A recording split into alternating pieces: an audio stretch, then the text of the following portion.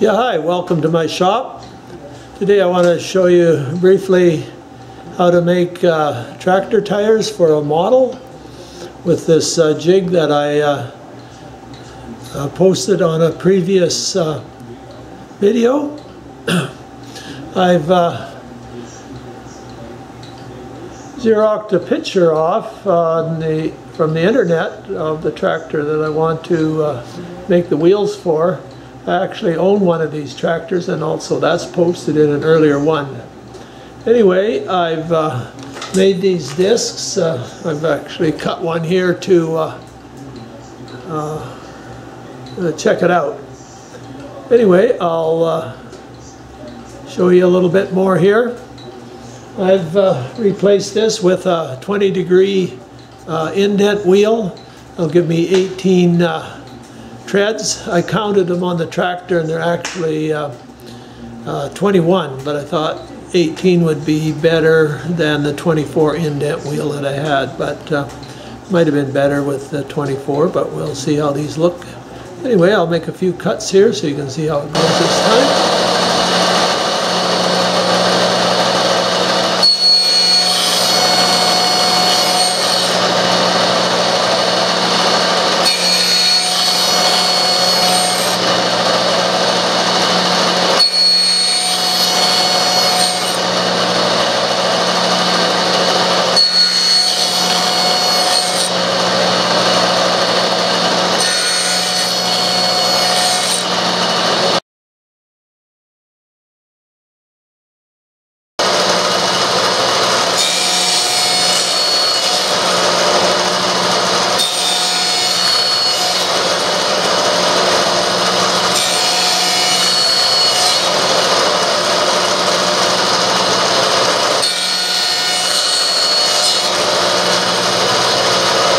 After cutting the slots for the treads, I've reshaped did a fair amount of work on the discs, reshaping. I'll just show you what I did here.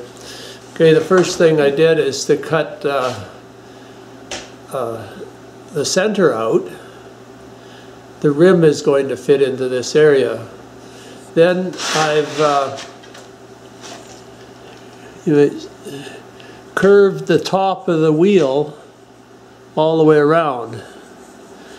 The tractor tire isn't straight and flat on the top, but it curves down. So I've curved that down, and also I've curved it in this way as well, so the tire has a bulge on there.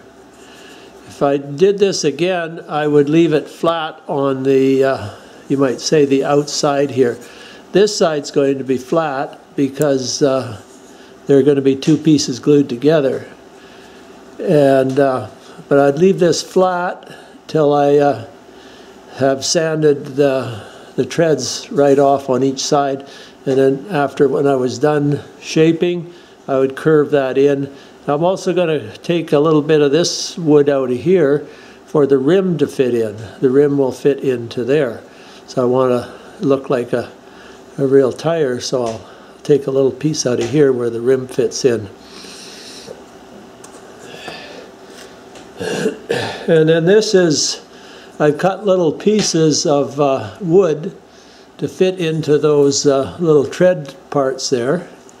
And it's nice to get them tight enough where you can just take the hammer and hammer them in.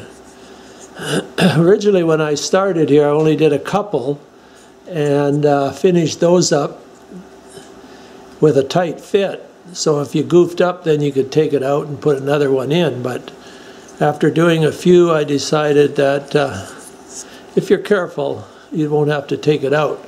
I've glued them in with just a little bit of CA glue here. And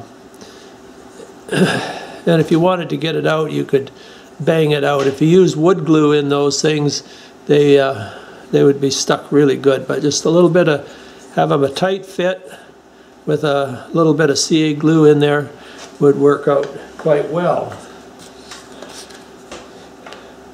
So you can get them so you have to really push to get them in, and then you can always take a hammer and bang them in tight, and then glue that. So after you just put those all the way around. This is the first wheel that I've done, so I wanted to know what I was doing. This one is in the 2 halves, and we just line up where the grooves are there, and then it'll be glued together the next step there.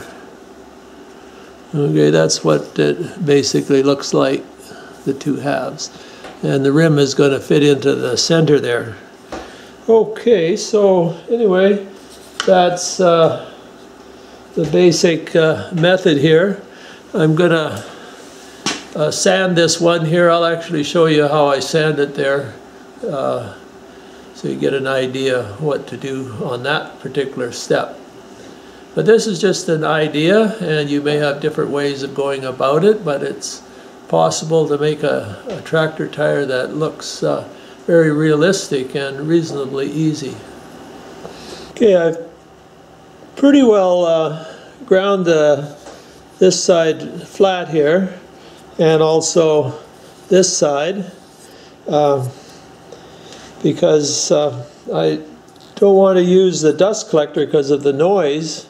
And then I'll just show you basically what I did here, and take out a few of these. I've already taken a few of these down, but this will just be a quick demo.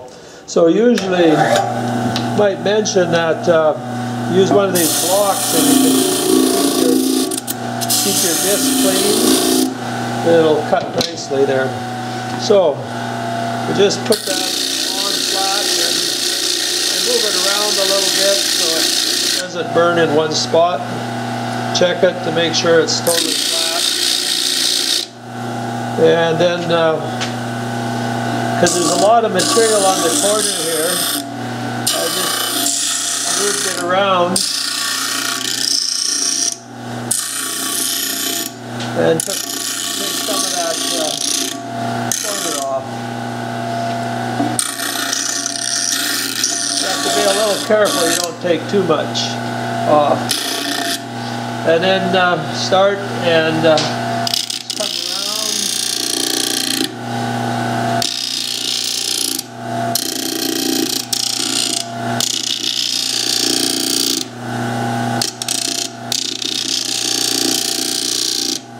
Follow the curve that you've made on your tire there.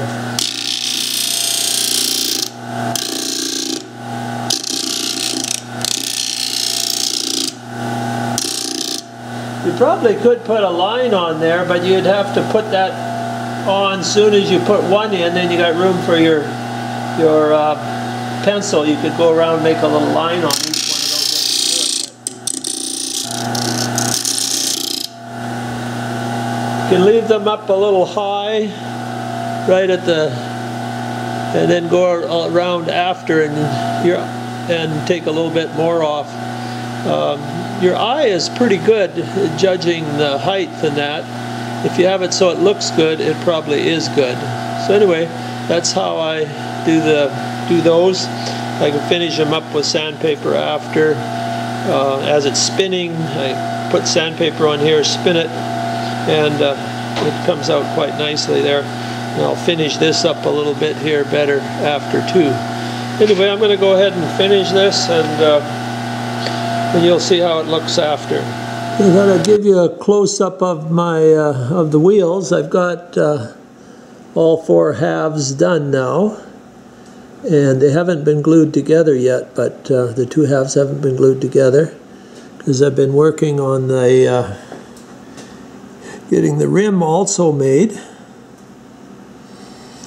and that just goes right in the center hole. I'll show you the individual parts here.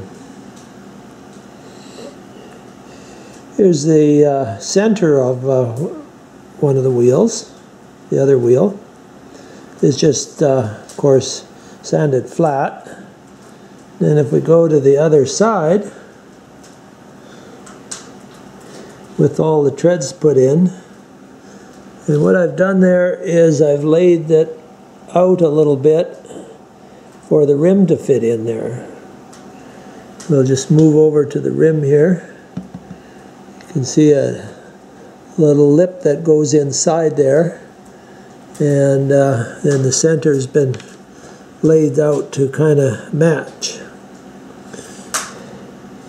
And here's a picture of one on the I took off the internet. So it looks somewhat the same anyway. So there's the whole tractor. So this has been kind of fun. This is the first time I've done something like this. And for the first time, it's not too bad. I can see ways to do things if I did it the second time. Now I've got to glue those together to clamp them up real tight, and then I'm going to spray paint the rubber part black. It would be a nice contrast.